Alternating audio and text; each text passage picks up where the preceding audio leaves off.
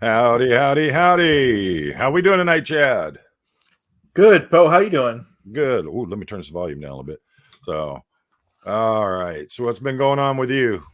Oh, just been busy all week and doing good though. How about you? Yeah. Well, you've heard what's going on with me. You were there for the live stream, so it's just been Yep. a lot of stuff uh back and forth with this IT guy working with my security system for my channel and my computers and everything, and just going through all that, trying to get paperwork rounded up as we got to get the FOIAs in and everything like that. So it's just been crazy. On top of that, working with the wife. So, Yep, that's good. Yep. hmm and are you fully back, or are you have a start date or what? Oh, I don't I won't know until after November 8th. Okay, okay. So not going too far and releasing too much. So just Yeah. wanted to get it going there. But Um, folks, something for I want to put out there. If you are, I've got a couple of things I'm going to start doing, and I want to get comments and feedback from everybody that comes to the channel, see which way they want it to go. So a couple of things I'm going to do is I had talked about it in a couple of live streams where I was wanting to start slowing down on the Scientology stuff because there's so many channels out there, and I don't want to be stepping on people's toes. But apparently, someone's trying to step on my toes. So we're going to keep running with that. But I had already started looking into a couple of other things. I'm going to be doing some interesting content on, top tens, top fives, things like that. But also, I'm taking the advice of a lot of people I've seen on my channel, and I'm going to start doing podcasts where I am lowering my voice down, being a little bit more quiet, a little bit more sensitive to people wanting to calm down and everything. So what I'm going to do is I'm going to start doing podcast style where it's audio only, and going to be doing a lot of stories mainly for relaxation, meditation kind of things. Or if you want, try to go to sleep, like the wife and I, we listen to a lot of podcasts when we hit the sack. So we'll listen to that, and it helps us get ourselves relaxed more. I'm one of those people, I'm always thinking, always on the go, so I'm always looking at different ways to try and help and relax. And so I'm going to start doing these recordings and start doing them as a podcast without video, and just a relaxation meditation kind of thing. So where the question comes in for the viewers is, do you want me to create separate playlists within the Poe on the Go channel, or do you want me to start a completely separate channel for the meditation reading, kind of the podcast kind of stuff, and then one for the other style? So I'm going to put that out this week in the community post for my channel on a poll and see what everybody thinks. But with the growing community here in SPTV, I was starting to look at other content that I could bring on. I've been talking to a lot of people about coming on and doing interviews that are non-Scientology involved. And I just want to, after what's been brought to light here in the last few months, last few weeks, there's going to be more Scientology content. There's more people out there that are hidden gems that we don't know about, that I'm trying to reach out to, trying to get them to come on, share their stories that no one's heard yet. So I want to get those out there and get those taken care of, and put them in the light so everyone sees them. You put it all out there, put it in the light, and that way you're never having to worry about things. So, all right, Chad. that's great to ask the viewers, Poe, because I wouldn't know what they want either. Well, that's the thing is they're the ones who are going to be watching. They're the ones who are going to be involved. And I don't know, do they want me to split my channel and create different channels, or do they want me to keep it as one channel and create different playlists out of the same channel? So, that's what I'm looking at. Hey, Greta, what's going on? Hey, Greta. Uh, I know tonight is one of those crazy nights where we've got just so many people are are broadcasting the same time. I mean, honestly, I was wanting to watch the Alex broadcast that's coming on. He's got so much built up for that big protest in London. And for those of you watching on Facebook, thank you for joining me. First time I've done this. I didn't know this was something that StreamYard could do, but it links right to my Facebook and right to my Twitter account as well. So we are not just broadcasting on YouTube, we are on Facebook and X. Is it X now? I believe so. Twitter. Yep. Yeah, I can't keep up with all that stuff. I know it's confusing. Yeah, it enough to wear you out. I'm looking right now to see. Hmm.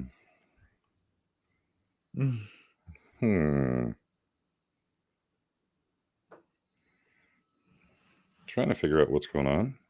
Oh, okay. I don't know if it jumped on to my. Oh, you know what? It may have gone right to the. Well, Electra said they were on Facebook, but they like it better here. Yep, it's playing on Facebook. That's pretty cool. It's good. At least people know it's over there, and they'll be like, "Oh, let me switch over to YouTube." At least it gets them somewhere. Yeah, that's pretty neat. I didn't know it had all those options to it. Where is the? Oh, there it is. See, my Twitter still shows the bird and everything, so I don't know what's going on with that. Oh yeah, I thought they were getting rid of that eventually. Yeah, I thought it was going on to the black background with the X in the center there. Yeah. So, all right, Chad, what is the most prominent thing you see when you're out driving? I would say semis, Bo. That would be it. By the hey, Reefer Ricky, what's going on? And Electric Boogaloo, welcome back. Yeah, Electric guy. I'm just feeling it out, see how it goes. I mean, if it gets it out there that much more through people watching it through Facebook, then let's do it that way. There are a lot of people who don't get a chance to catch on my live streams and such. So, and Dave is here. That was a good one the other day, Dave, from Gotta Love Thailand. If you all don't know him, Dave's a great guy. He lives in well, are you still living in Surin, or are you have you moved on up towards, I believe it was Udon Thani area, or was it near Chiang Mai? I can't remember which where the new house is being built. So got a great channel over there, got a really good life. He's got a great wife that supports him and takes care of him. And I ask her frequently to beat him about the face and head if she could, please. So, but okay. Oh, okay. It was. Oh, okay. Yeah, I couldn't remember. I just. Yeah. So you're staying in Surin, but you're going to have the place in Ubon as well. So, but got a great life. He, moved over there, married. He's got a good family, and life is so much different over there. I was talking to somebody about it today. It's just a completely different kind of world over there. And people are just so wonderful and welcoming that it's hard to explain. I mean, to go someplace where no one knows you, never heard of you, never seen you before, and they just treat you like you're just anybody else. It's amazing. Those are such hardworking people, and I think Dave was saying it right. You have so many people over there have nothing. They grow the food that they eat the food they grow. They don't have these big splendid lives, but yet they're happy and they're content. We're hardworking people, and they're just good at heart. So that's one of the things I really loved about it. I went to Thailand the first time. I fell in love when I was there. Hey, Marjan, welcome. So we are talking about the Infernal Road Monster, otherwise known as the Semi. And it's there. I understand there's a lot of changes going to be coming to the world of the Semi, because there's there's talk about doing separate highways just for the semis, and they're for the autonomous semis though. And what really worries me about that is we have a lot of people that their livelihood depends on over the road trucking, whether it be actual over the road. Let's see what's going on in the chat. Oh, okay, Reefer Ricky. Yeah, I know, man. My goodness, I got there, I fell in love with the country. It's just absolutely gorgeous. The It's just everything about it. Everybody knows I'm a huge fan of Japan and Japanese culture, the food, the people. But Thailand, there's something about that just hits you right in the spot, and it's some really good stuff. So, Chad, we're gonna have to get you over there sometime. It sounds like it. I do want to go someday. Yeah, I think you'd like it. And this is something I thought was interesting as well. Um, I don't know the answer to that. I don't. But the big move is now to um, they're starting moving towards these they want to build these roadways, and they're basically going to take semis, turn them into autonomous electric vehicles, and they'll be transporting everything on through these semis. And electric, when we talk about why not more trains, there's also the point of the trains go to limited stops, and as it is, a lot of people are really upset with what's going on with the trains in this country. I literally, right outside my house, if you go to my Facebook page, you'll see that there's a photograph of an ambulance with its lights on, stopped for a train blocking the tracks.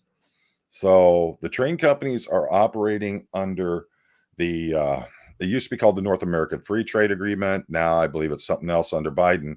But basically, what it does is it turns it into a matter of a national thing, a federal thing. So if a train is blocking the tracks, used to be we would, after so long, depending on each state law, we could issue them a violation for blocking the roadway. And that went on for years. And then something happened. And with the North American Free Trade Agreement, it became a matter of, if a department was doing that, it was therefore infringing upon international trade. Most of the train lines in this country are owned out of Canada. So the thing is that we got to, let's see. It's Okay. interesting. It says they're having trouble streaming on Facebook, and it's on Facebook. All right. So we'll stop that one. We'll go ahead and get that. Always some kind of technical stuff going on. Yeah. But so it became a matter of, if a department wrote these tickets, they could get in trouble for the fact that they're violating international trade. So they had to stop writing the tickets. And even though it didn't do a whole heck of a lot for making the trains move, because I talked to people from the train companies, and I'm like, you guys are getting these tickets. Don't you get tired of getting these tickets? They go, look, the ticket costs us $100 to $500 or whatever. And to move that train is going to cost us millions, because we are, because of the amount of merchandise and product that they have on the trains that they're transporting. It's another problem, electric, with, there's a lot of places where they're trying to figure this out. What do you do? Like here at my house, I'm literally 1,000 feet from the railroad track. You're going to have to go back at least a quarter of a mile to start the downgrade or the upgrade for building a bridge or an underpass for that train line. So the thing is, where do you start at? Then you got to go in, you got to buy up all those houses.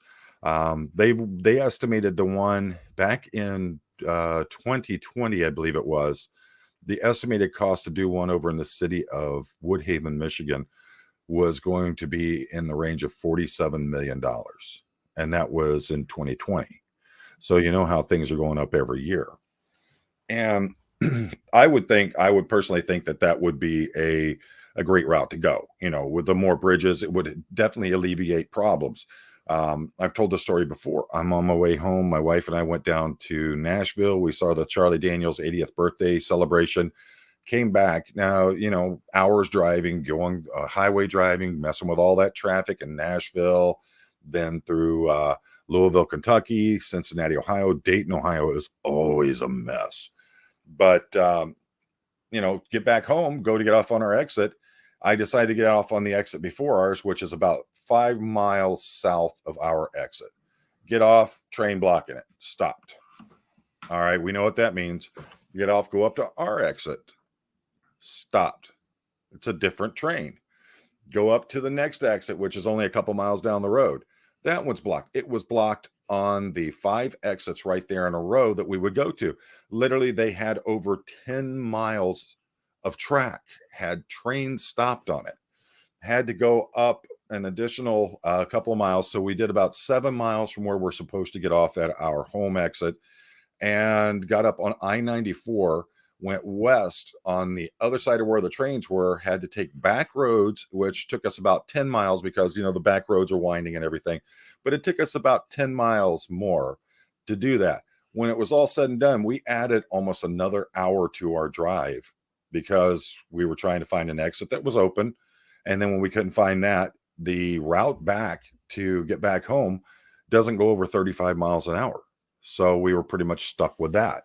And that feels real great after you've just spent the entire day in the city of Nashville, going to this concert and then driving home. And the reason we came home is because one of us had to work the next day and couldn't get the day off. So that's why we ended up dealing with that.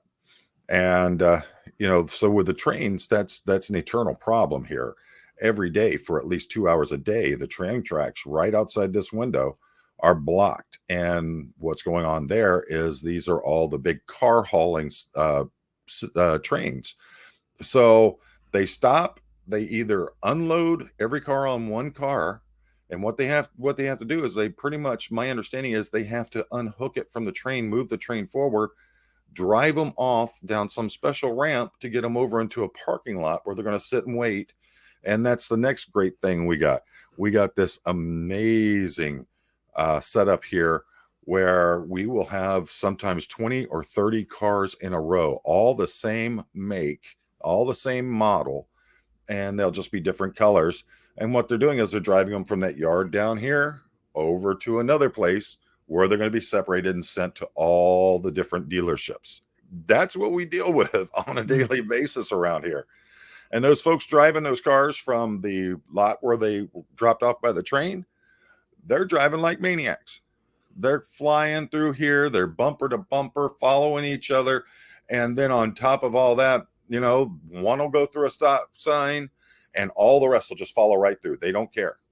And it's been a lot of problems. The car usage would be, it is more than a bit trippy. So, that's what we deal with. So, a lot of people are having these problems. I don't understand why there's so much delivery problems. You get to the stores. I mean, if you look at how many semis are out there on the road nowadays, they're more than I've ever seen. But yet every place, nobody has anything in stock. And I'm just wondering what the heck's going on with all that. When I'm going down a road and I would normally see 3 or 4 semis in a 10-mile stretch, now I'm seeing hundreds of semis. Sometimes they're literally backed up miles long, semi bumper to bumper to bumper, going all the way down the road. And it's some crazy stuff. So, that's why there's a lot of talk in Detroit here. They're building a new bridge that's going to go over to Canada, and that's going to be called the Gordie Howe Bridge.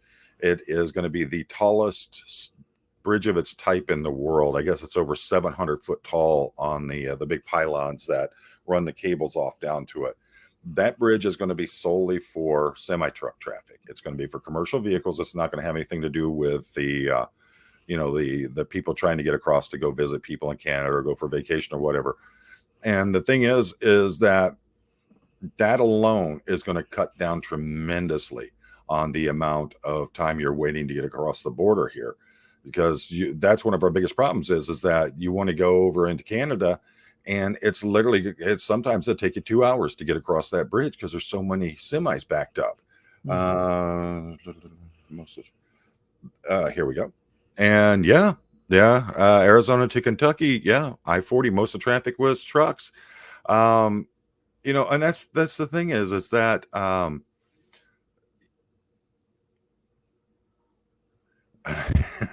don't know about the Brussels sprouts, Ricky, but I'm telling you, my Kia that got ran over by a semi. Its windshield had a great big crack all the way. Actually, it had a big crack all the way across and had 3 or 4 chips in it from rocks coming off the wheels of semis. My wife's Ford Focus has a huge crack in it, has probably 3 or 4 chips in it as well from those semis throwing those rocks off of them.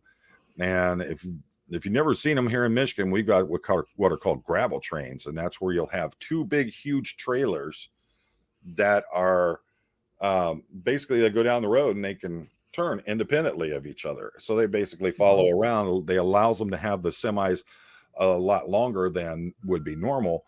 But what they're doing is those things 9 times out of 10 got a crap ton of gravel in the back of them. They're shooting rocks out of their tires because they're always driving in dirty places.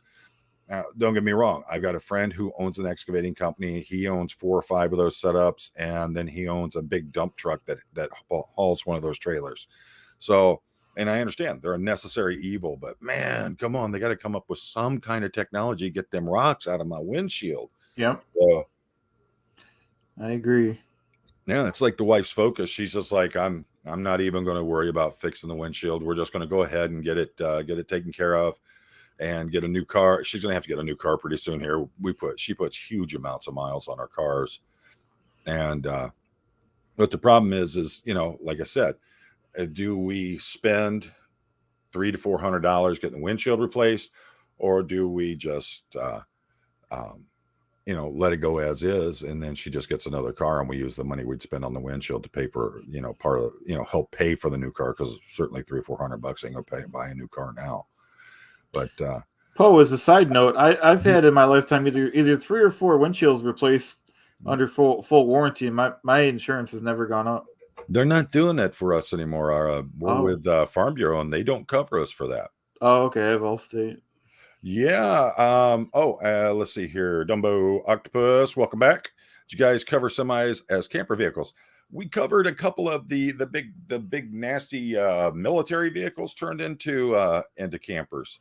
Chad, have you seen any semis that have been converted into campers? No, that's interesting though. I didn't know that was. No, I did, Dumbo. I did talk about the toter homes that we used to use, like with the monster trucks and things like that, where you take a semi tractor, extend the frame out, build basically an RV unit on there, and then you haul the trailer behind it.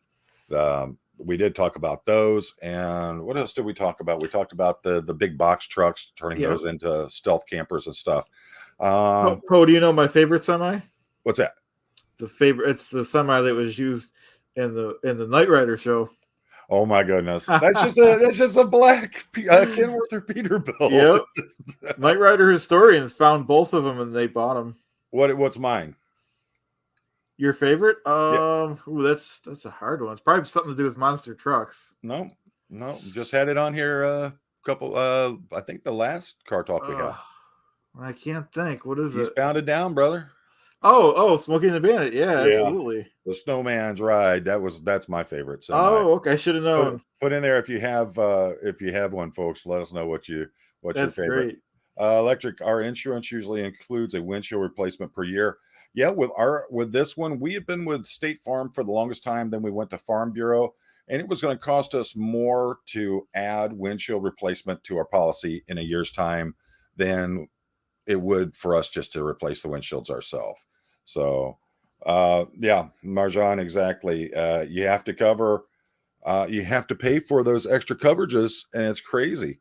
Electric Boogaloo apparently has had some kind of minor stroke and is saying they love the Knight Rider series. So I agree with Electric. Oh my goodness. Duel with Dennis Weaver. What is that? Oh, I don't know. Is that a let's see. There we go. Duel with Dennis Weaver. Is semi in that one? Oh, wow, that's kind of cool. I like that. It looks like I'm trying to pull a good size picture of it up. It looks like almost the one out of oh shoot, what was that? Like out of the Mad Max stuff. Oh, what is that cool. It's pushing there? What is that car? That looks like I don't know. Could be any old. It doesn't have any badges on it, so we can't No. tell. I wonder. I'm gonna have to look that up. I've seen this semi before. I just don't remember much That's about it. old one. Yeah. But let's see. Trying to find a picture that will show you the true strength. Where is it? It's from the show. I'm trying to find the right picture, but that looks pretty good. Let's see here. It'll show you the true strength, the true killer of KITT. There we go. Oh, okay. Nice. Yeah, that was Fred Schaefer and Jack Willman were the owners back then. They had 2 Chevy semi trucks. Two Chevy monster trucks, and they toured them all over the U.S. and Canada. Let's see. I'm trying to find a picture of the both of them together because they were pretty cool. They did a lot of really neat stuff. One of them, of course. Oh, that's a good one. Let me see if we can get that one up big enough. So they called that ski mode when he was sideways, when he was driving like that. Lord have mercy. Lord, give me patience. Give me patience. But here they are. Okay, so these two are Barefoot and Little Barefoot. And Barefoot came out originally. It had 74-inch tall tires that were 43 inches wide. And believe me, I've lugged those big bad boys around. They ain't lying when they say they weigh almost 2,000 pounds with the big steel rims on them and everything. Wow. Little Barefoot was an S10. And what was really interesting was they took a regular S10 and they took the frame from it, and they took the frame from a Silverado, and amazingly the frame from the Silverado fit inside the frame of the S10. So they used that. Then they used a lot of other steel tubing underneath of it, and that became Little Barefoot. Well, Fred and Jack parted ways at some point and were no longer friends and partners in this. And so Jack took the original Barefoot truck and renamed it as Taurus. And Fred took the S10 Little Barefoot and continued on with the Barefoot name. But both of these were in the Knight Rider show. And I think there's actually one point where you had KITT was in the middle of the road and you had one come in from the front and one come in from behind. And they tried to do a thing where they tried to drive over him and all that, but KITT actually ended up defeating them. So that's a little bit of Knight Rider history for you there. So that's great. But as it goes for these for the semis and everything, talking about this autonomous thing, there's also the big push for the electric semi. The problem they're having right now is they're just not getting any real range out of them. I mean, they're really nice looking trucks. I just don't think that they're actually. I think the ones that we're seeing now, there's a lot of concept art, things like that, but we're not actually seeing, finished products. I know Tesla was going to do one. The problem is it's a big difference between, and this is the Nikola One. Nikola One, it is an all-electric semi that is, I believe this is some kind of computer CGI rendering. It may not be, but as far as I know, the way it looks, it has a whole lot of hallmarks of being CGI. Of course, they're going with a new, more aerodynamic look, and it's amazing that, for the longest time, one of the big things in semis was what was called a cab over, or a COE, cab over engine.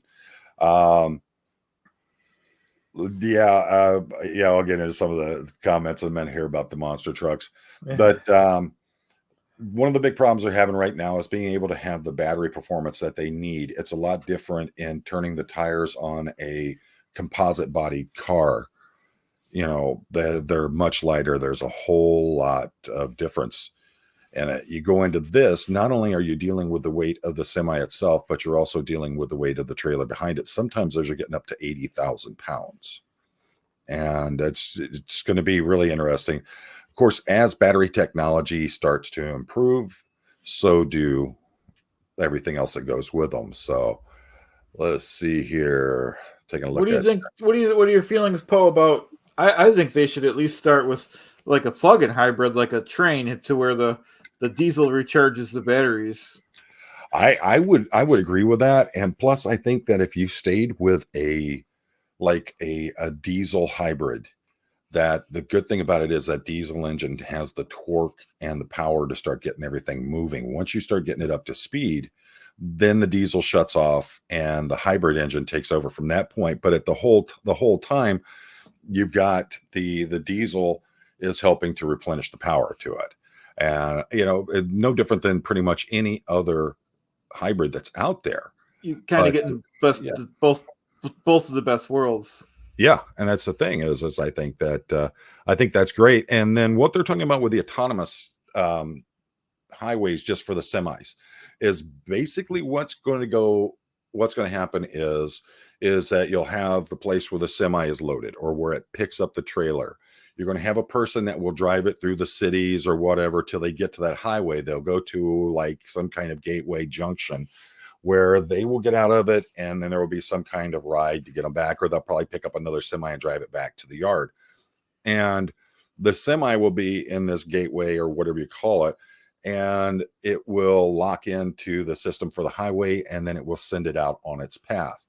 And so the difference between that and putting more trains in, which of course we were talking about all the problems with the trains that we have here in this country as it is the fact that the trains only stop, certain places.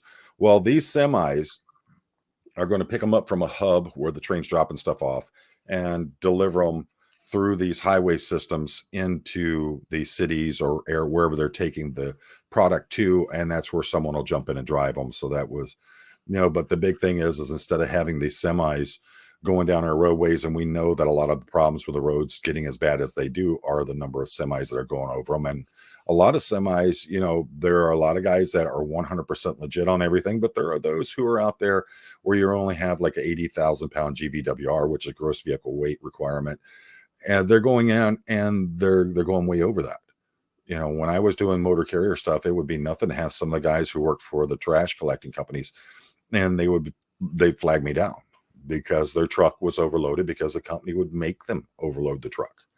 So, and that's a real experience and real information that came from the people that I was dealing with. So, all right, let's get into some of these questions here. All right, folks. Also, remember, please do not buy super chats.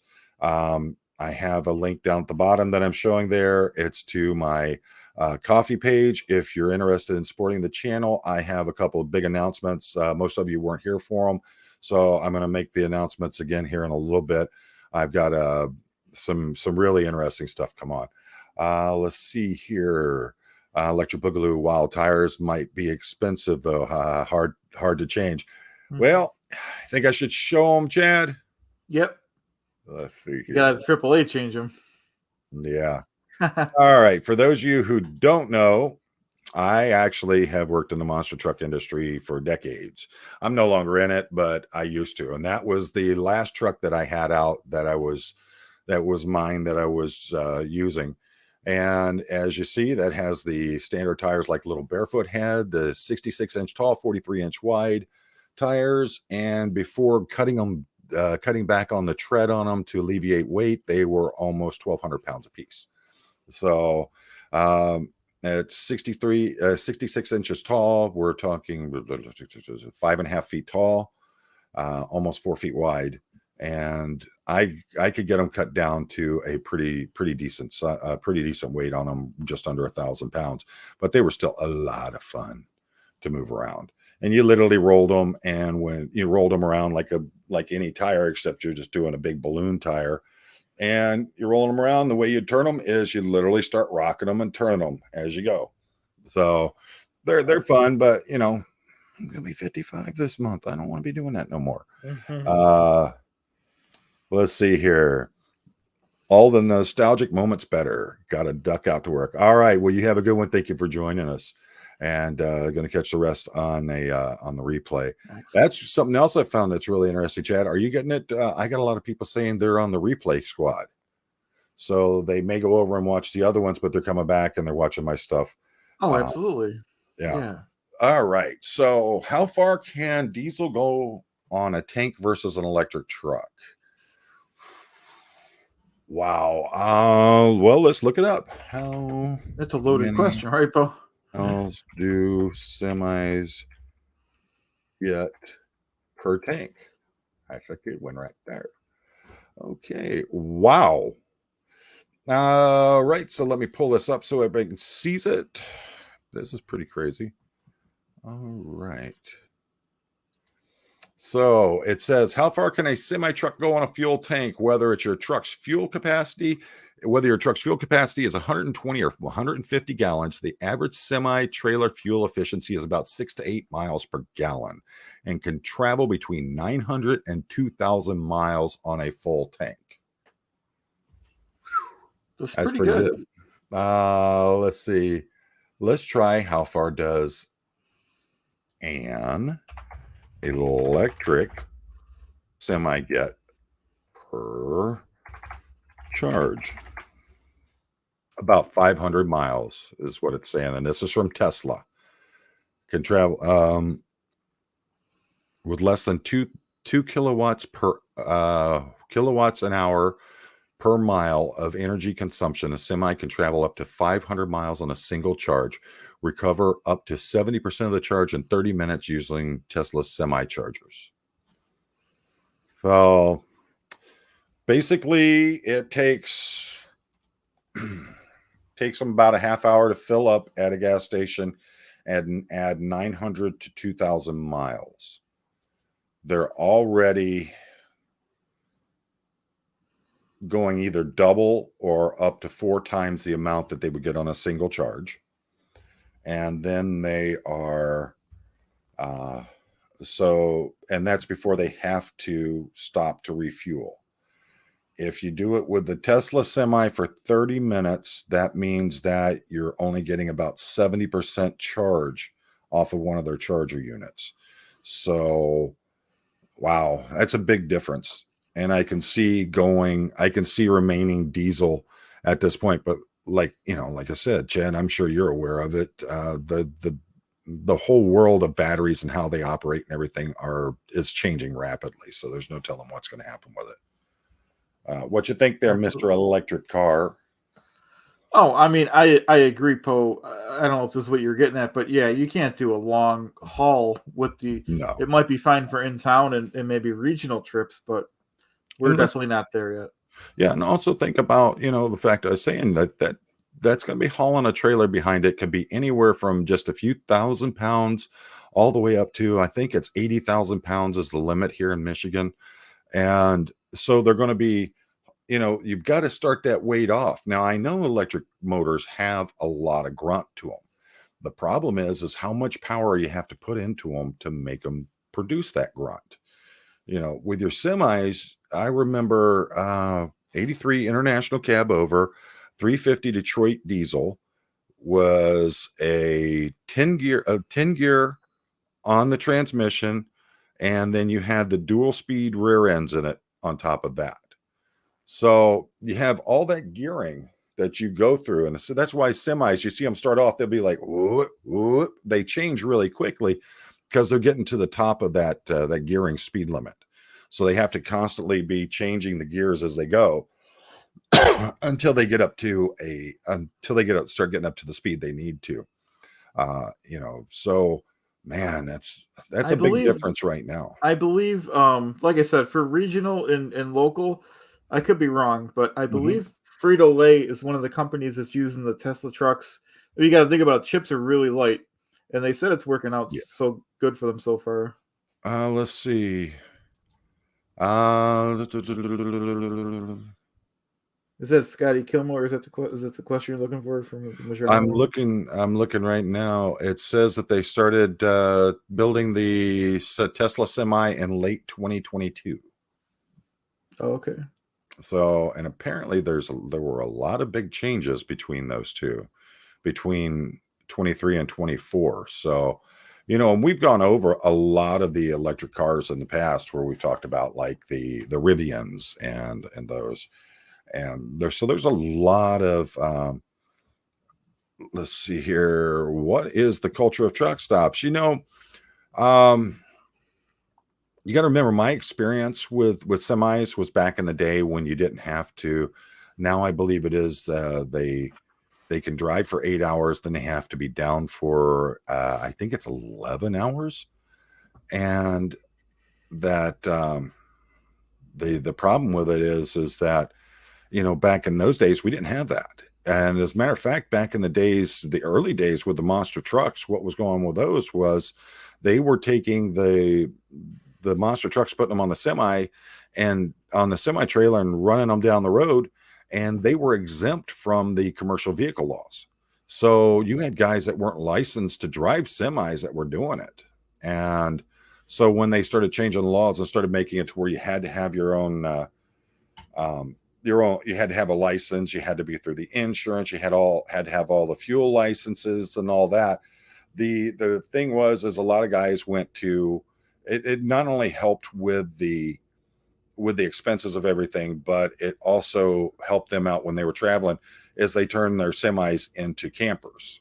And then either their semi or the trailer was licensed as an RV, and it was exempt from a lot of things. You didn't have to have your CDL. It was crazy stuff.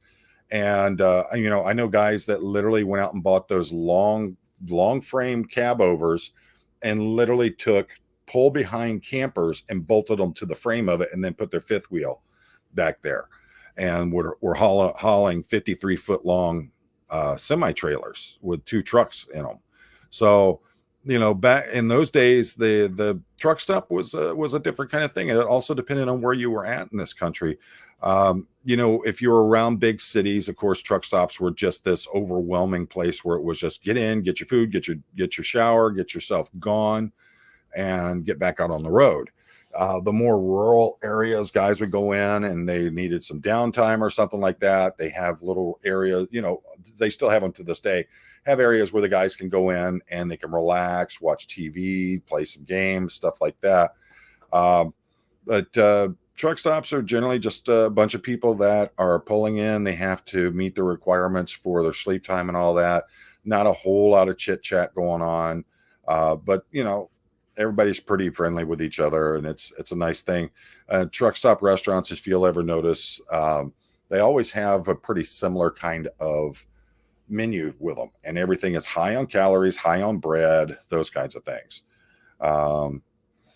You got to remember, I haven't had my CDL in years. I can't remember I know they have to have their medical every so often. They have to pass their medical to get their CDL. For those who don't know, CDL is commercial driver's license. But so what you have to do is every so often you have to go in for your medical, you have to pass that, and then you renew your license. But I've got a ton of friends that drive semis professionally. I'll find out from some of them and get back with you on it. Marjan Scotty, who is a mechanic on YouTube, says that electric vehicles are not environmentally friendly because of what they have to do to make the batteries. 100% agree with that. The mining of the cadmium, those different things that they use in making these batteries. Not only is it horrible to the environment, but a lot of it's done out of Africa, and these companies have been doing a lot to try to keep it away. But there have been journalists that are coming out with reports that it's pretty much slave labor, and people are actually at the point where people are dying on the job. And then you have the environmental impact of the chemicals that are coming out of the earth while they're mining out these materials. So yeah, there's a lot of things that have to be taken care of. I think that might be fair to say, but I also think, in my opinion, it's not environmentally friendly to mine for oil either. No, but the thing is that when you have to look at the damage comparison between the two of them, is the output from these, it's quite quantifiable to how with the manufacture of coal. The offshoot that is coming out of the ground from them doing the mining process, they create these, I believe they call them slurry ponds. And when these things when the walls of them would break and they would flow down the sides of the mountains into the valleys, it would kill everything in their path. It would kill all of the vegetation. It was highly toxic. And you're having a lot of that in the mining for the cadmium, from what the reports are saying. So, it's you have to weigh out what you got. Yeah. Some say that the effects of the mining far outweigh any damage that's being done by oil mining and the usage of petroleum in vehicles. There are other people that say, no, it's not happening, things like that. But where it really comes down to the environmental on top of all that until everything's proven is when you look at the fact of how these vehicles are, how they charge them. And right now, the safest, cleanest way to produce the energy to charge these vehicles is going to be through nuclear power. But we still have coal-fired power plants in this country. We still have propane or natural gas-fired power plants. And we do have the hydrogen. We do have the wind farms. But the problem is that there's a certain type of electricity that needs to be produced. And from the last time I heard that, they can't get it from the solar or from the wind, and that's what's needed to help push it through the wires. So but there's changes coming every day.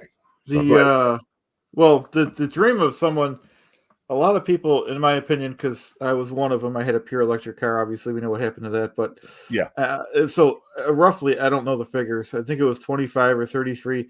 A lot of people that drive electric cars, like myself, have the solar panels on their roof, and that's kind of the dream of someone that want, what I mean? Was your charger also connected to your grid system in your house with the, where you have the fuse box or whatever they call it, the breaker box? Was it partially fed by solar, or was it 100% fed by solar? Well, it wasn't connected because mine is just my charger is like the cheap one where it comes with the car, just the plugs. Well, but my electric bill is like, it's $18 a month for the interconnect fee, and but and that's one of you're one of the lucky people who could do that kind of thing. A lot of people don't have it, so that's it is. I'm still paying on it. It was extremely fortunate to get the loan is ridiculous, but instead of paying the electric bill company, you're just paying for a loan. Yeah, you're paying for something that's yours. Yep. So, can semis keep their engine running all night to provide heat for a driver? That's one of the things about, and they do it all the time. One of the big things that's coming out with a lot of the new semis is they're providing a generator that goes on the truck that's either diesel, or I think they might be using LP gas, light propane gas. And they're using those to run these generators that keep everything heated and all that. The question I've got is in different areas, like you come up here to Michigan, we just had snow last night. Halloween night, we actually had snow coming down.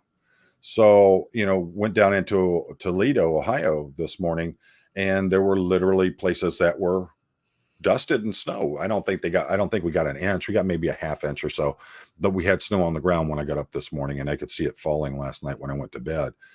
Those areas, diesels are notorious for the fact that they're hard to start in the cold. Sometimes they just won't start. They're a real beast.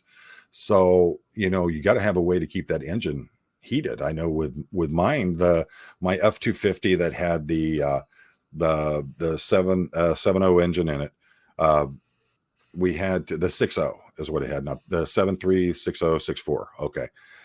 So mine had the 6.0 diesel in it. And I actually had a plug-in that came out the front of it. You just pull the cord out and hook it up to an extension cord, and it had a block heater that kept the engine heated up, because the diesel's so thick, and then when it's cold, it gets even thicker. So that's, there's a lot of things that play into it. There's also semis that charge batteries that can work the whole time to keep the cab heated. I don't know, Chad, you ever try to sleep in your car when it's cold out? I have in my electric car. Have you? Well, it was plugged. Yeah, because it was plugged in. Oh, yeah, plugged in, Mr. Cheater. I can remember going down to Florida for Bike Week, and I think that's in February or March. It's been so long since I've been down there for it. But on the way back, it would still be freezing cold at night.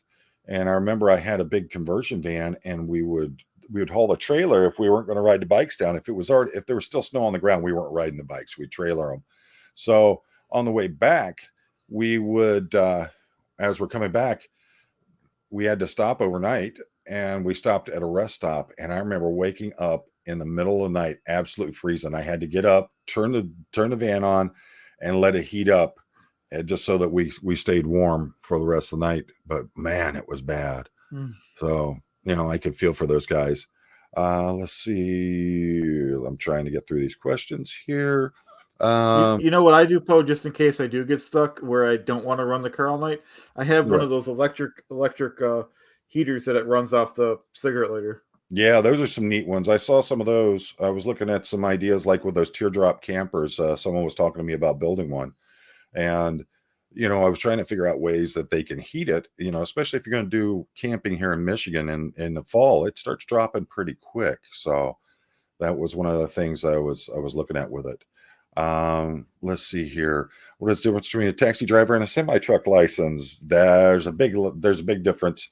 There's different classes as to a CDL. I believe that as a taxi driver, you can actually drive a taxi with what's called a chauffeur's license. Commercial driver's license is set up due to the size, length, and weight of the vehicle that you're going to be driving. So they're going to be different levels for different things. Say if you're just driving, and I believe the vehicle weight starts at 29,000 pounds for commercial vehicles. So you start off at the very basic CDL with that, and then it goes up depending, again, size, weight, length, and usage of the vehicle. If you're driving a dump truck or one of those ones that it has a hydraulic lift, so the trailer's a dump as well, and you're driving one of those, you're going to have different licensing for them. If you're driving something that, say, you're going to be taking gas around to the gas stations and filling the pumps up, you're going to have a different kind of hazardous material rating for it. So there's a big difference between the semis and the chauffeurs. The chauffeurs is basically that you're able to drive a bit larger vehicle like that professionally and safely, that you're able to meet with the laws and requirements of it. Let's see, Marjan, why did I not keep my CDL? I wasn't using it. I didn't have a need for it, and I wasn't going to pay the extra money that I had to every time I had to renew my license. So, Chad, why didn't you keep your CDL? I know. I wish I had one. Those truck drivers make really good money. Yeah, and they're hiring like crazy all over the country. That's for sure. Why do semis have their steering wheel tilted horizontally? That is originally from the newer semis are just like a car. I mean, you get into some of those Volvos and some of those Western Stars and things like that. Man, they are posh. Hey, Pup Groomer, how's it going? But there's some of them. I got a friend who's driven semi probably 40 years now professionally. He was talking about his new Volvo. He said, I had to do something about the seat. It's so comfortable. I'd want to fall asleep while I'm driving it. But your original semis, they had the wheel was right there, right in front of them. You remember that, Chad, the old semi trucks where the wheel was sitting there pretty much horizontal in front of you, and you had that big, huge steering wheel. Yep. That was because in the original semis, and the way a lot of people learn, in those original semis, it was literally that went straight down, and it had a gear on the end of it, and it met up with a gear line, which is basically a bar with gears, with gear teeth on it. And you turn it by doing that. And that's why you'd see those old style semi drivers turn the wheel 300 times just to get it to turn left. So, of course, nowadays with all the new improvements and everything, these new semis are incredible in how that they handle the way that, oh my gosh, they're really nice. So let's see, Marjan, I have not driven on snow for 2 years now, and I hope we don't get snow until I leave Kentucky. Well, I don't know. I mean, it was warmer today. It got up to almost 40 degrees today. It's funny you said, I didn't want to interrupt you when you said it, but you said you had snow last night. So did we. About the same amount. Yep. Yeah. You get a lot of the lake effect, don't you? Yep. Yeah. So it was about the same, only about an inch though. Yeah. Yeah, we didn't get a whole lot, but we got it on Halloween night. And what material? Yeah. Well, that was like I was talking about. If you're driving something that's going to be considered hazardous materials, those kinds of things. And I was talking about the length and all that, and that's going to come in with how many trailers you're using. I've seen some crazy videos of these guys who drive the tow trucks that pull the semis out of the ditch and stuff like that. Well, they'll take some of them that have 3 trailers behind the semi, and then they have the semi, then you have the tow truck. And the way I was taught is as you're looking in your mirror, and you're backing up, and the way you want the trailer to go, you turn the wheel the exact opposite way. So if I want the trailer to start edging over to my right, I'm going to start turning the wheel to the left, which is going to cause the semi to go like this, and it's going to push the trailer like that. Think about that. Semi, trailer, you have reverse, back to normal, back to reverse. I mean, that's insane. Watching these guys pull up and they're just like just going straight into stuff. And yeah, Pup Groomer, that was what I was used to, was the old International Cab Over, the 1983 with the 1983 International Cab Over 10-speed transmission on a Detroit Diesel 350. Had the dual rear ends, and it had the dual speed on the rear ends. Dumbo, as many, I've never seen them like less than 8, if I can remember correctly, but 13 was a very common one. And then not only that, you have to think about the fact that the rear ends have two speeds. So that plays into all of it. You've climbed all the way up through your 10 gears, and you're getting on highway speeds, and you need to get it faster. So you pull, like on mine, you just reached over and you had like a T-bar that was in front of the shifter. You pull that up, and that would shift it into the second gear, the higher gear on the axles. So going down the road. Nuts. And I guess nowadays they even have automatic transmission semis. So Wow. Here's one for you, Chad. How hard do you think clutching in a semi is? Are you used to driving stick? Not very good. I would assume it's easier in a semi because you're mentioning it, though. Well, you know how in a stick shift vehicle, you're going to push the clutch in, put it into the gear that you want. Yep. Slowly remove the clutch as you're pushing on the accelerator. Here's what's interesting. On a semi, you're literally just mashing that accelerator while letting off on the clutch. Wow. But after that, you're not using the clutch. Well, on the ones I was used to, you didn't use the clutch after that until you were starting to slow down and you needed to change into gears. But what you would do is you'd get up to the top end that you're going, and you want to switch into the next gear up, let your foot off the gas, switch it into the next gear, and then jam it right back into it. Wow. So that's how I was taught, and that's the way a lot of the old school guys were used to. Now they got automatic transmissions and all that. Boy, let's see. A lot of triple pups for line haul run through here all the time. Whereabouts are you? That's going to make a big difference. Ohio has completely different laws than Michigan. You come into Michigan, you'll see semis with literally 20 wheels on the trailer behind them. So there's some crazy ones out there. Plus a ton of oversized heavy haul for all mines. Oh, you're in Nevada. Okay, yeah, you guys are going to have a different setup out there. Plus, you guys don't have the roadway wear like we do. Here in Michigan, they dump salt on it. Someone draws a picture of a snowflake, and they're dumping a crap ton of salt on the roads. They're destroying the roads with it. Let's see. Oh, you're talking about company versus independent. I wouldn't even have an idea. I really wouldn't. There's a lot of owner operators out there, but there's a lot of new people coming into it. Don't want to fork out. I mean, you look at the prices on semis, and they're big money for just the tractor. So if you own the tractor, that's one thing. You can haul the company trailer, but if you own the tractor and the trailer, then I really couldn't tell you. I just know a lot of people out there nowadays that are getting into it that don't want they don't want to be hooked into a company and company rules and all that. Let's see here. Double clutch. The ones that I dealt with were just a straight down. They weren't like that. Let's see. Hauling gasoline. Yeah, that's going to be under what's called a hazardous or a hazmat license for your for being a CDL.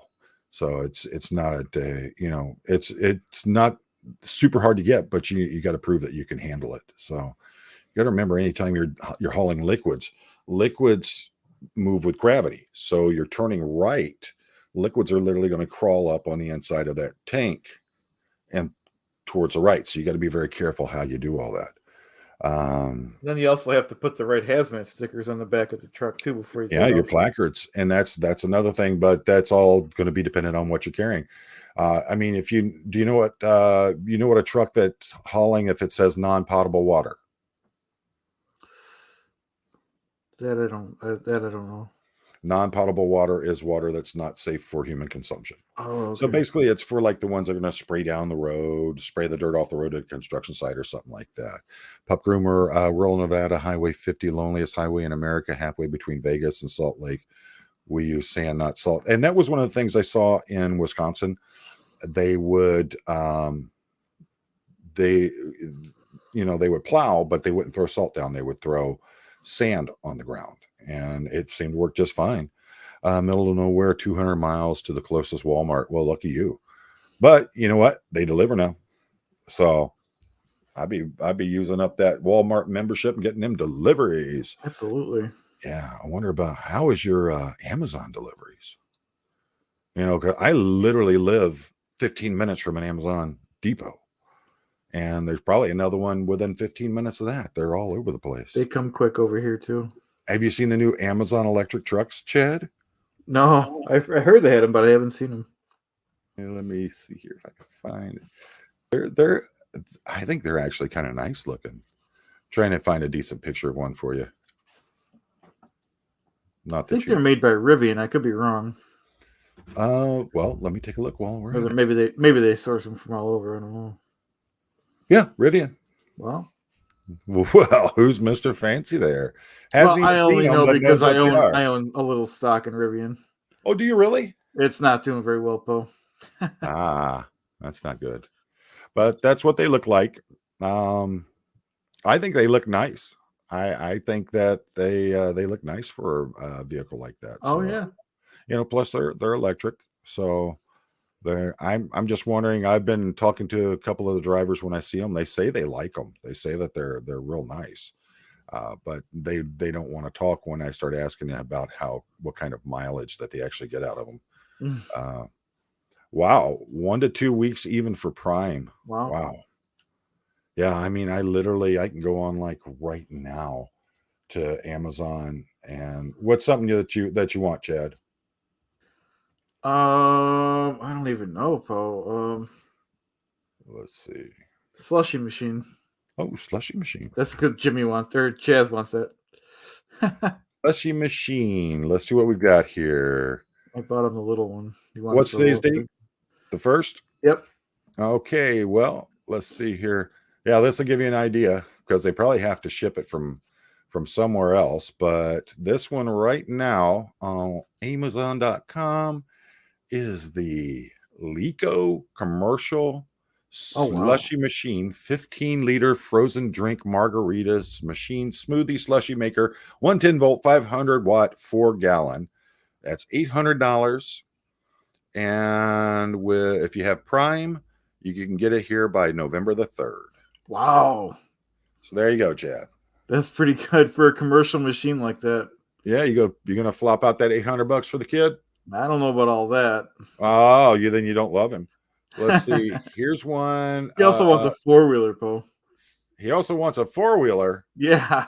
Goodness gracious. He want anything else? He'd like to be president for the day.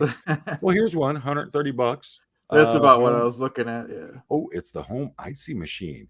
New for 2023. Creates up to 34 fluid ounces of ice cold icy slushy. So there you go.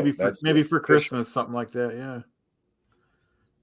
Yeah, I'd have brain freeze, man. But the big problem with that is will he get bored of it?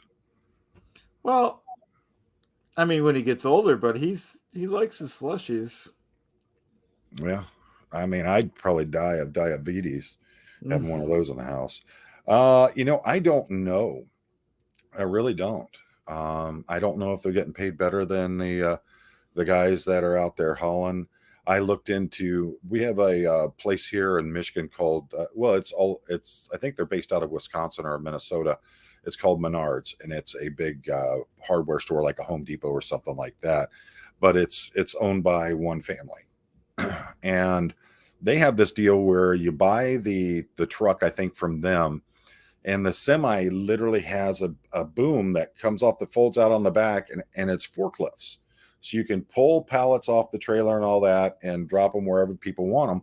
And basically what you do is you buy that, and then you're signed in with this contract with Menards, and every day there's so much material that you have to deliver. Well, I think it really hurt a lot of people during the pandemonium. There were a lot of people that were doing that, and then there wasn't the work there because people couldn't get in to actually buy the product. But as I don't know what semi drivers even make anymore. Yeah, I don't know. Chad, how much are you making driving semi? I thought it was a good used to be a good paying job. I don't know what Yeah, just it all depends on what you're hauling and what you're doing. It over the how many road hours. generally makes the best money. I know that. They have the new Amazon trucks in Arizona. Yeah, I'm pretty sure they got them all over the country now. They rolled them out. A day or two for processing. The rest is waiting for it. Wow. Yeah, I mean, there are stuff. Let me see. Something that I looked at just recently that in my search history here for it. There, we'll just look at something we're wanting to get a lawn sweeper. So yeah, basically it's like the overnight. You can get them by November 3rd. So everything right now, I think because it's so late at night, that's why everything's be till November 3rd. Let's see. They are partnering with our. Oh wow. Well, that'd be nice, and it'll certainly give the postal service some money. Yeah. I think that's what you should be demanding from him is that he gets all. You know what, Poe? Get all A+ for the slushy. You know what, Poe? They don't give. I don't know if it's just Buffalo, but they don't give grades anymore. I look at his homework and stuff, and it's corrected, but there's no grade on it. I don't understand. But I haven't been to school. We're talking 1986. So, all right, Chad, I'll let you answer first. Semi, RV, or camping, car camping, or tent camping? What's your rating? I'd like to try RV camping. Did the tent camping both in the military and then in my personal life. Not happening anymore. Car camping, I've done that, but not doing that anymore. If I'm sleeping, it's going to be a conversion van that has a big old seat in the back that turns down into a bed. I ain't sleeping on no car seats. Semi or RV, and that would definitely be the one I'd go with. Is the semi RV. We've had a pull behind and all that, and they're so nice. Buddy of mine's got one. It's a fifth wheel, and it has a king size bed in it. Wow. They have big screen TVs in the living entertainment area. In their bedroom, they have TVs all over the place. And then on the outside, they have a huge, I think it's like an 80-inch flat screen TV on the outside. Wow. So it must be nice. I know. But we were talking about in the one live stream about it, just how much it costs to buy those campers. But when you go into the used market where people are trying to sell off the campers that they got because they buy them and then never use them, it's amazing how low they'll actually sell them for. Let me see here. Let's try. There we go. Auto Trader. Oh, come on. I hate this new feature they've got for Google where it is, it goes back through your search history and then it pops it up in a side window. This isn't going to do it. Yeah. RV Trader. There we go. RV Trader. So Chad's wanting one of them great big huge ones. Which one were you wanting? The Class C? Class B, regular little Class B. Oh, Class B. Okay. Yeah. Okay. Easy now. Let's see. Find your RV. Search. All right. Ooh, there's some fancy ones in here. But here's one thing I have a problem with is you go into like Auto Trader and things like that, and a lot of them they're going to require, they're going to be dealerships that are posting on there. So let's look at the used. See if we can find Chadwick's dream camper here. Excellent. Yeah, like I was saying, the Class B, it'd be great if, like, say your car broke down and, a couple days your car is in the shop and you could take the Class B to work if you had to in a gym. Yeah. Let's try someplace that people don't actually live in. Buffalo, New York, that's a good one. And we'll go out 250 miles from Buffalo, New York. Let's see here. Do you want premium, highest price, or lowest price? Probably lowest price, lowest used. Okay, we're on used. I'm just pulling up. What in the world? Oh, that one's cool. All right, let's pull this one up for you. I think this is right in your category right there. That's nice. 25 grand. It's a 99 Winnebago Class B RV. That's actually a realistic price, Poe. Yeah. I didn't know they were even that cheap, Look at it. It's Volkswagen. Yeah. So that's reasonable. It should be a good diesel engine. They're just going to have the wrong ratings on them. It's going to sell quick, Poe. I don't know. There's a lot of people nowadays, they only want that new stuff. Wow. Or they want the extreme nostalgic stuff.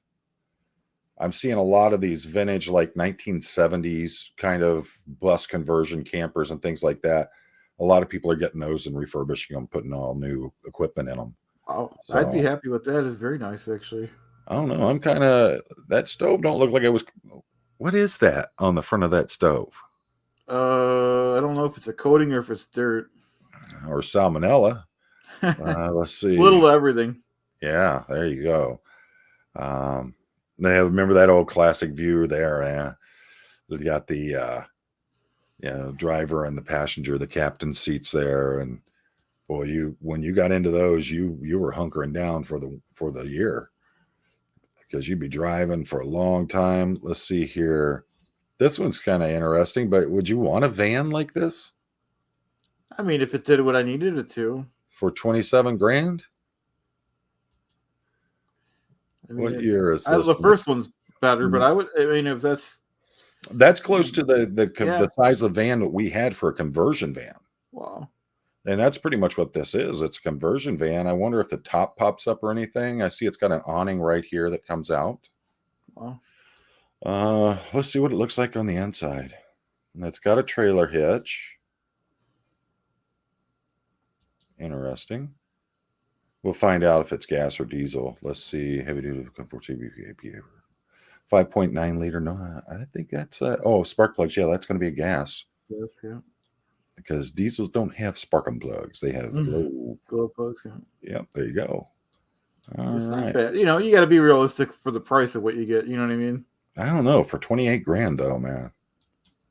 Well, the ones I seen, Poe, I only look for a little oil, but they were like 130,000 for, Well, our conversion van folded down like that. There was many a trip down to Florida and back where the wife and kids were laid out on that big bed back there. So that's it was pretty decent. Let's see here. Daggone it. Come on. Get us forward. Come on. Let's go. All right. So, and we wanted to go to Buffalo because nobody actually lives in Buffalo. So, let's see here.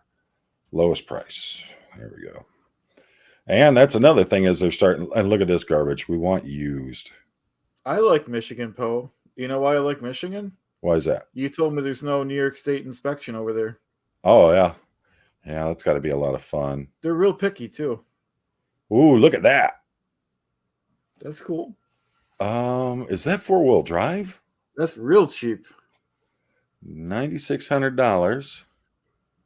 460. It's got a 460 engine in it, but you can always put a diesel in it. You just got to be prepared for the amount of weight that you're putting on the front of it. I'm not seeing, and I can't tell by that front axle, but that sure looks like a four-wheel drive axle.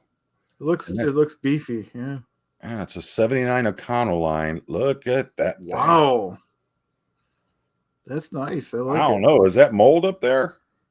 If for 7,900, I'll still take it, Bo. Spraying the old bleach in the carpet. Let's see here. Let's It's a go. good price. Look at that. Look at that vintage wood. Wow. Whoa. Oh. What happened there? Crime scene, Bo. I'm kind of thinking the same way. Yeah. I mean, my goodness. Yeah, look at that. That's For an old. that price, I'm shocked the thing runs though. If everything works. Right. Oh, there's a happy customer. Oh, nice. Gonna need a lot of antiseptic in there. Mm-hmm. Something that's interesting. Do you know that there are refrigerators in RVs that are run off of propane? I've heard that. They're more money though, right? I don't remember, but I remember Because on I that. was sorry to cut you off. I was researching them years ago because I'm into solar stuff, and Right. back then they were. I don't know why I was looking at them, but Let's see here. Let's see. Probably missed a few questions. Let's see. We already went over that one. Okay. Well, here, Chad, you answer this one. Mercedes or American semis? Who's the best? I stick with American. I I don't know much about the Mercedes semis, but I mean they pretty much run Europe, them and BMW and a couple of other companies over there. But you just don't see a whole ton of them here in the U.S. There are lots to get fixed, Poe, because I won't say where, They're but expensive. I know of a place that has one in their shop, and they can't afford to get it fixed. Yeah, and that like those big tall ones, like the Traverse vans or whatever they call them. They're crazy like that. Pup Groomer did tent camping with the fam for years. Finally got a pop-up camper. Love it. We have the comfort of a camper, but the versatility of a tent for off-grid camping. And Chad and I were just talking about that in the one about that. We had a pop-up, and then we went to a hybrid, which gave us even more of the ability to be like a regular camper, whereas we had air conditioning, we had the furnace and all that, but it had the fold-out ends that allowed us to have some of the tent camping qualities with it as well. But we had a full bathroom with a shower and everything, and it was great. You prepped your SUV for survival. There you go. I'm telling you, go back and look at that RV one, man. We saw some crazy ones. Yeah. My brother-in-law, okay, take her easy. I don't see Mercedes trucks in the United States much. Yeah, I don't see a lot of them either. So, Chad, now this is you. This is wow. I can't believe those are so inexpensive, Poe. 97 Winnebago Class B Rialta 22 RD. Poe finds all the deals. Look at those. This is just on RV. I would be happy to drive that. Stupid commercials. Let's see here. Look at the layout picture here. We got the folds into a bed. We got a wardrobe, optional microwave, and it has a pull down sink and vanity. Wow. So okay, let's get to this one. Mm-hmm. Doesn't look bad. No, not at all. At 97, I would expect some wear on them seats. That's for sure. Yeah.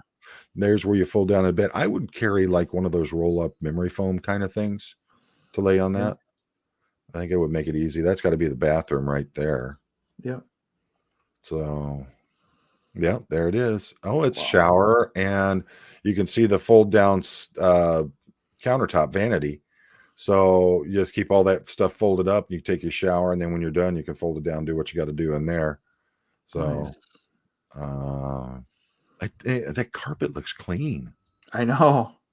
So, and that looks like a pull-out tray for the shower so that the water coming out doesn't splash.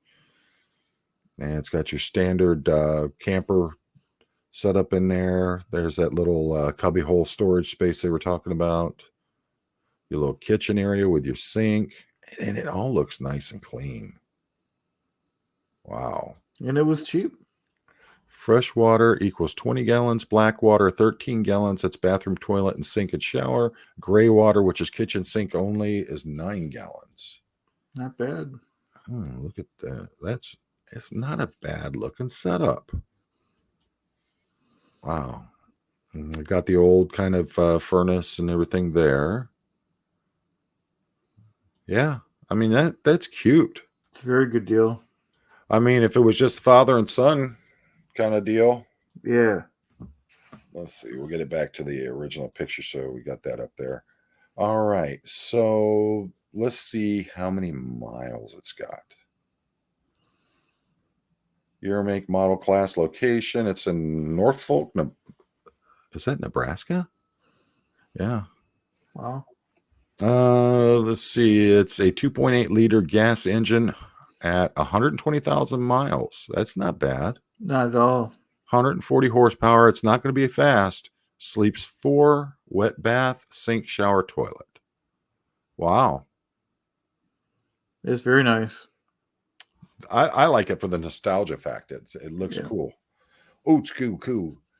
Let's see. There's that one. Let's see here. Road Creek Cross Class B RV 190 Verilight. Let's find an outside picture of it first. Doesn't do a whole lot of good. Yeah, that's another one of them vans for 13 grand. Not bad. 44,000 miles. I'm really surprised. Let's see. That's another one. It's really tall in the front. It's a gas camper. Ram 3500 chassis equipped with generator, and it doesn't say anything about it being 2 or 4-wheel drive.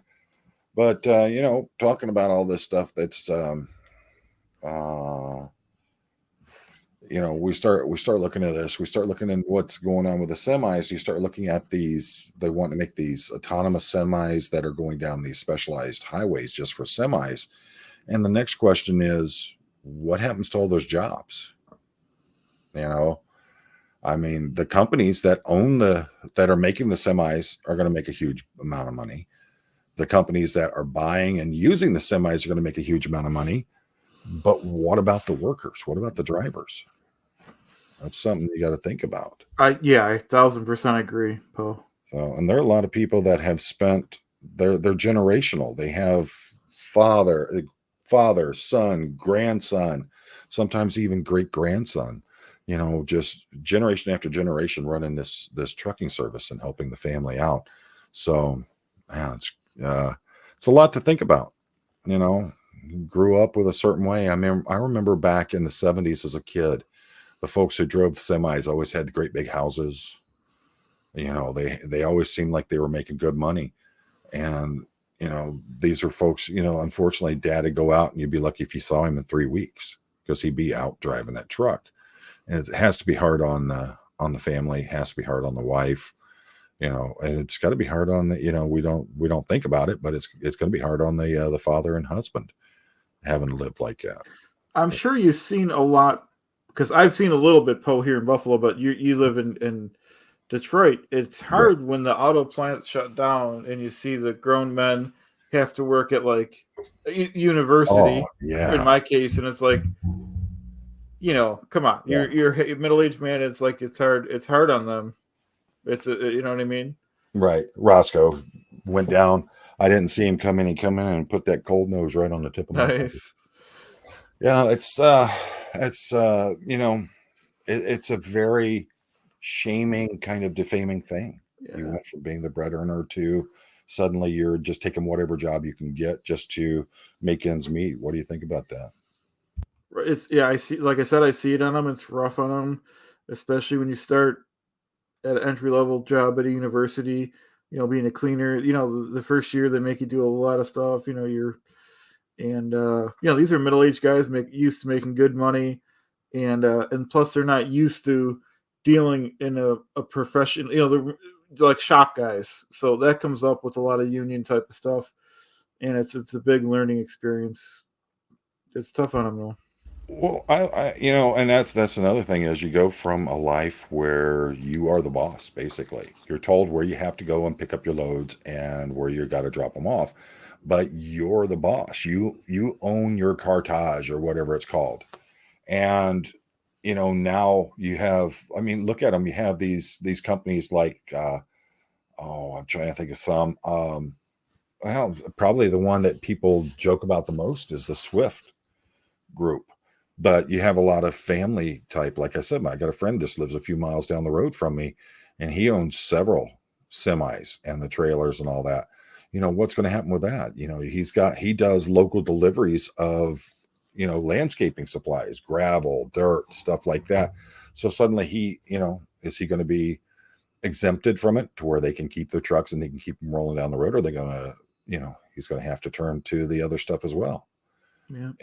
California has already made a law that by, I think it's 2030, 2035, that everything's going to have to be electric vehicles. They don't have the grid right now to work the ones they've got. And it's what, 20% of the population of vehicles on the road in California are electric. And they don't have the grid to keep them all charged up overnight. So it's interesting stuff. A lot to think about and where this is all heading. But one thing I know is anytime it's good for the corporation, it's never good for the workers, because corporations appear to have this tendency, from the experiences I've seen there, that's one of the reasons we have this big strike that was pending with Ford and all that. Here it is. They're going to be giving out these huge bonuses to the stockholders, but what about the workers that are out there busting their butts and committing their lives to this company? You're not going to give them their bonuses as well. So, Right. Union man, 30 plus years. So I was also a representative and, on the union team. So, I'm a union man. I believe in the strength and unity of unions. And I believe that, if it wasn't for things like how corporations treated employees, we wouldn't have to have unions. But it's because of those unions we have a lot of safety laws that we have in place now that were brought in by the contracts that the unions are demanding that they get. So there's a lot to it. And That's semi true. drivers, truck drivers are no different. There's the Teamsters. There's different unions for the truck drivers as well. So you know, it's it's a hard world, and I think one of the big things we've got going on is a lot of these corporations are getting too big and too strong, and they need to be put in check. We need either regulations or we need something. It's sad when you see how these young people are nowadays. They're just willing to fall in line with whatever they're told. So we need to build these unions back up strong and build strong union members that are willing to go out and take the fight and take that hit for a few weeks or a month or whatever while they're waiting for the contract to be settled.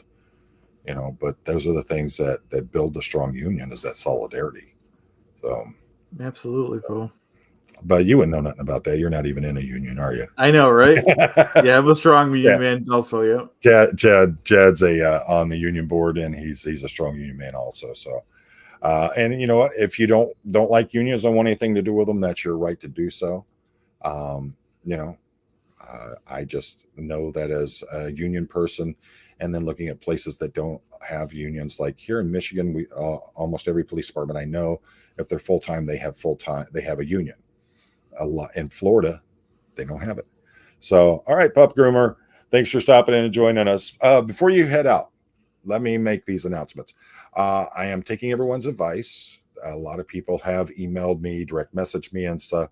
I am going to start doing podcast style readings where I am going to lower the volume of my voice, make it more soothing, make it more helping you to relax, get you into a nice mode with it. And I'm trying to figure out if I'm going to do a couple different things. I'm also going to be doing a lot of content that's going to be like your top fives, top tens, those kinds of things.